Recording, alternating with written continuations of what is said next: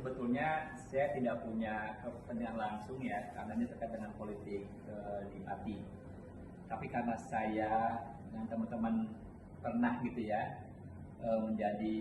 saya menjadi penanggung jawab utama di Jawa Tengah kemenangan Prabowo Gibran. Jadi harapan masyarakat Jawa Tengah saat itu cukup besar terhadap terpilihnya Prabowo Gibran sebagai presiden wakil presiden, dan tentu harapan masyarakat adalah bagaimana ekonomi dan politik tentunya ya di Jawa Tengah, khusus di Pati itu, termasuk di Pati itu adalah mereka bisa menikmati hasil demokrasi di sana. Nah, jadi terkait dengan kasus Pati, saya sendiri hanya ingin agar masyarakat betul-betul bisa gitu ya menjadi pihak atau pemilih dulu ya, pemilih bupati itu yang diuntungkan gitu ya.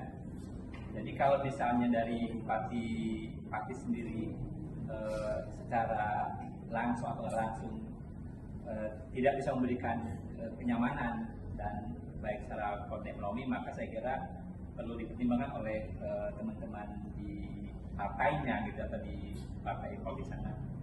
Jadi kembali pada dasarnya adalah di Jawa Tengah itu yang memilih Prabowo Gibran itu adalah juga otomatis harus juga bisa menikmati hasil pilihannya. Jadi kembali pada